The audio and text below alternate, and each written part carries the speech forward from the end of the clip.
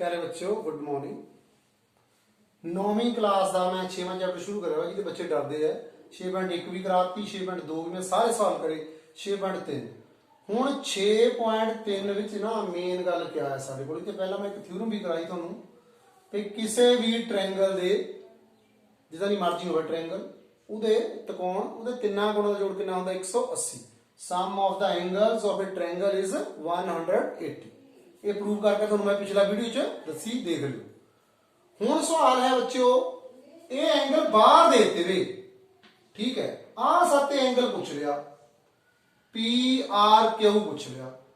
P Q यानी कि एक ट्रायंगल है, उसकी एक साइड इधर ਵਧਾਤੀ टी तक, एक साइड ऊपर ਨੂੰ ਵਧਾਤੀ। ਉਹ ਜਿਹੜੇ ਬਾਹਰ ਬਣੇ एंगल ਉਹਨੂੰ ਬਾਹਰੀ ਕੋਣ ਕਹਿੰਦੇ। ਉਹਦਾ ਬਾਹਰੀ ਕੋਣ ਦਾ ਵੀ ਇੱਕ ਰੂਲ ਹੁੰਦਾ।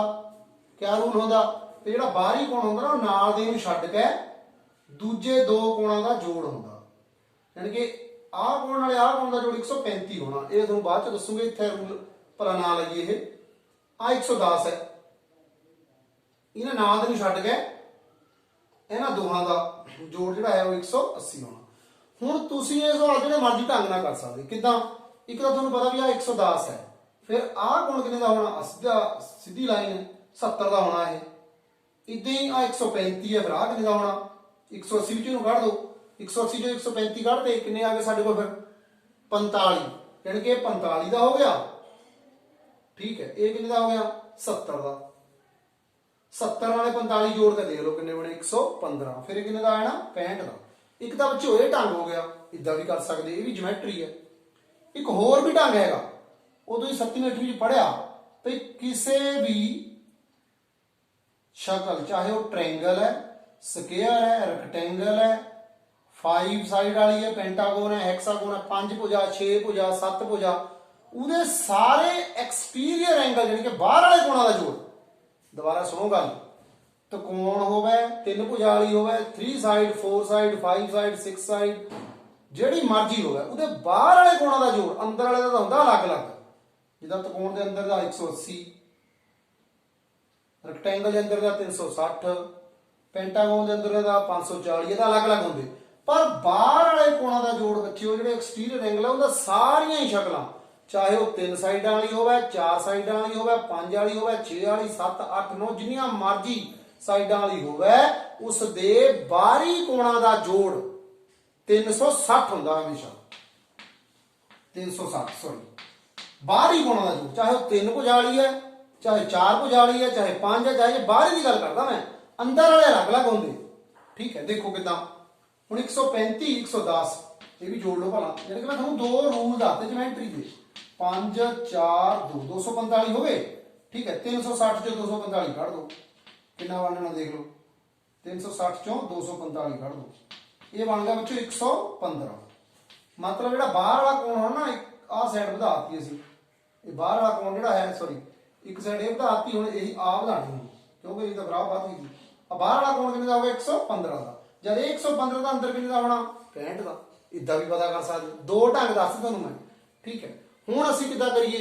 जिहड़ा मर्जी ढंग ला लो। मैं हुण जिहड़ा है तुहानूं लीनियर पेयर वाला ही लाण लग्या। किहड़ा? आ कोण देख लेना असीं किन्ने दा है बच्चों, ठीक है। किहड़ा कोण है ये?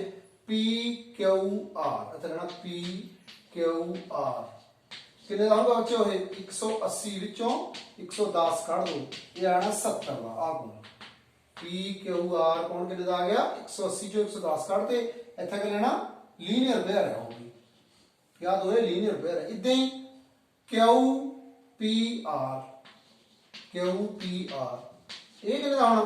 ये 180 चों किन्ने कढ़ देने? 135। आ बच्चे समझ आना तुसीं, आ कोण 180 दा होना, ये भी लीनियर पेयर कहना। ये कितना हो गया सानू देख लो, 45 डिग्री का घटा के देख लो, ठीक है। ये दोए जोड़ के कितने बन गए? हुण 125 डिग्री, ठीक है। दो 125 हो गए, तो फिर आ कितना रह गया?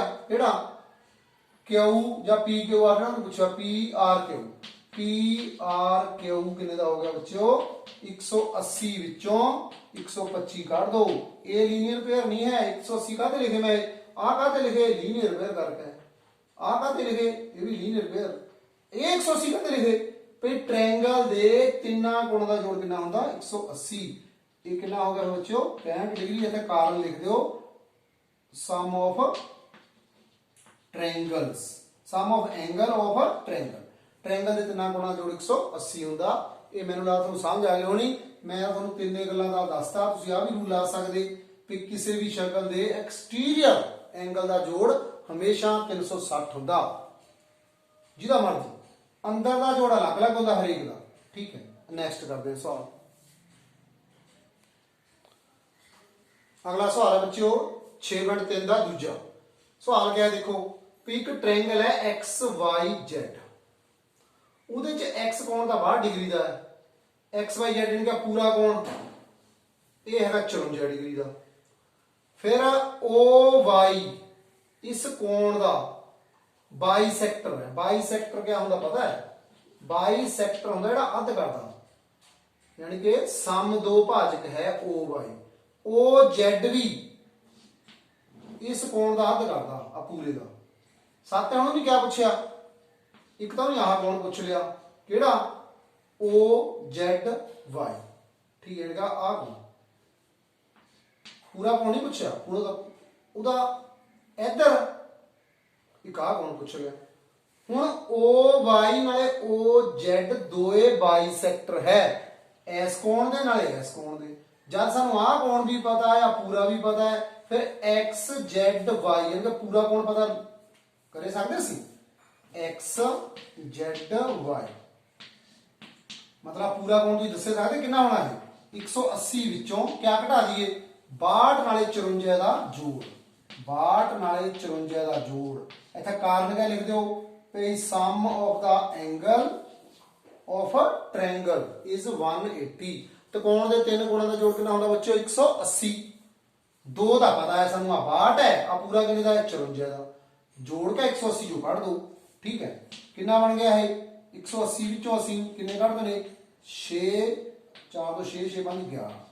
ਇਹ ਆ ਗਿਆ ਸਾਡੇ ਕੋਲ ਮੈਨੂੰ ਲੱਗਦਾ 64 ਡਿਗਰੀ ਦਾ।